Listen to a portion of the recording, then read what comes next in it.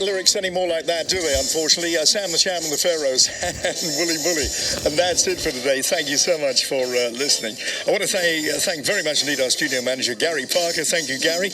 And producers Richard Power and Phil the Collector Swerm. And Sound of the 60s has been a 7 digital production for BBC Radio 2. Just got time to play you this one, though, from the Ad-Libs, the boy from New York City. Angela Scanlon coming up very shortly.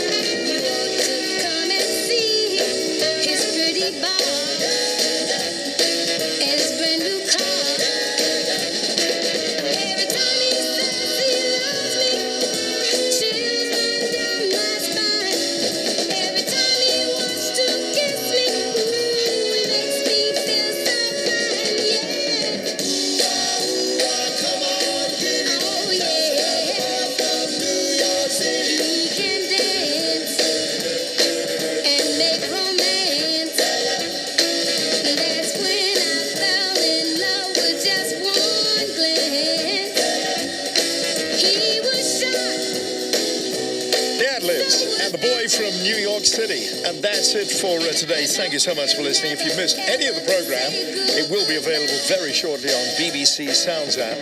So I hope very much indeed you'll check it out if you missed the first hour, perhaps. I'll be back with you on Friday with the Golden Hour and, of course, another Sounds of the 60s next Saturday at the same time, 6 o'clock, I should say, in the morning. For me, Tony Blackburn, have a lovely weekend, won't you? This is BBC Radio 2 on the BBC Sounds app, on digital radio, and on 88 to 91 FM. Here are the pips. And here's the news. BBC News at 8 o'clock on Saturday, the 7th of September. Good morning, this is Harvey Cook. England's Children's Commissioner is calling on schools to remain open 7 days a week to protect young people from gang violence. A group of MPs, including rebel Conservatives, is assembling a legal team to ensure Boris Johnson doesn't breach a law preventing a no-deal Brexit. And a 73-year-old woman in India has become the oldest person to ever give birth. The Children's Commissioner for England has proposed opening schools during evenings, weekends and holidays to keep children safe and away from gangs. Anne Longfield has also suggested posting designated police officers and security to every school to help combat violence.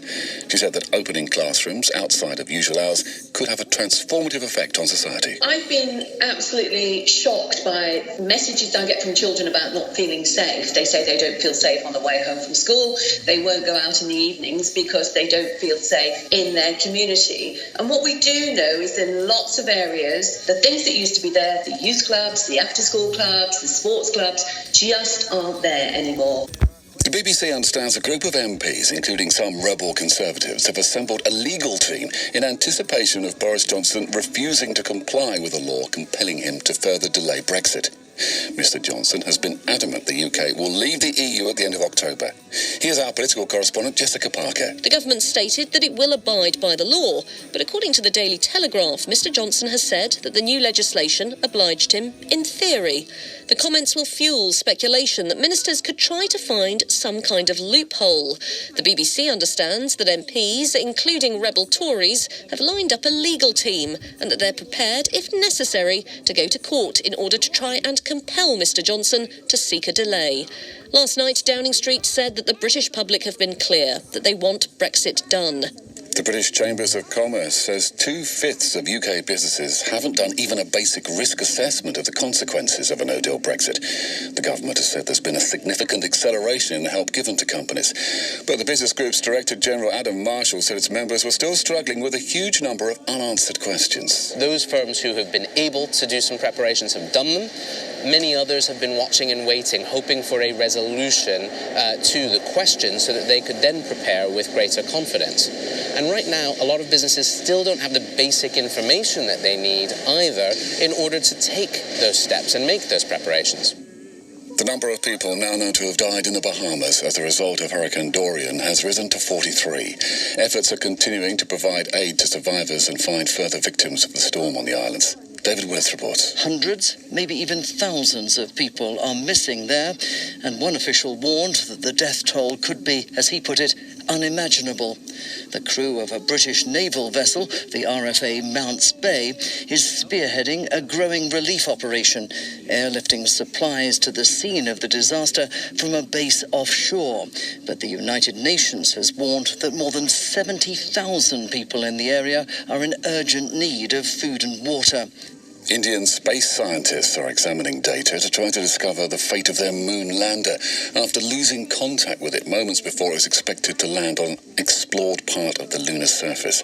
The unmanned Vikram probe was a mile above the moon's unexplored south pole when data suddenly stopped transmitting to mission control in Bangalore. Britain's top doctors have issued new guidance on how much exercise should be done by pregnant women, babies and the over 65s. It recommends activities such as dancing or bowls for the elderly to help keep injury and illness at bay.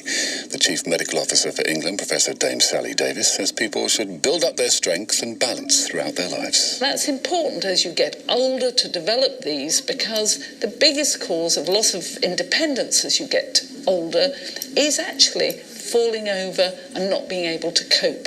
So develop the strength and balance as you go through adult life so that you can continue in your later years.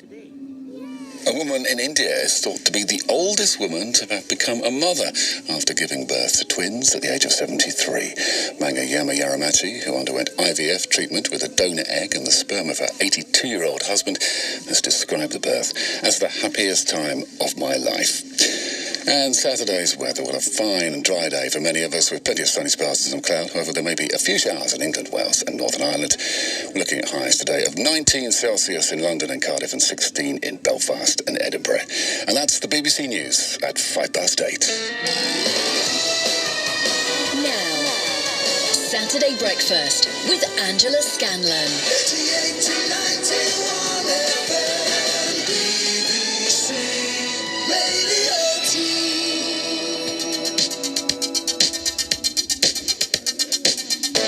Good morning, Dermot.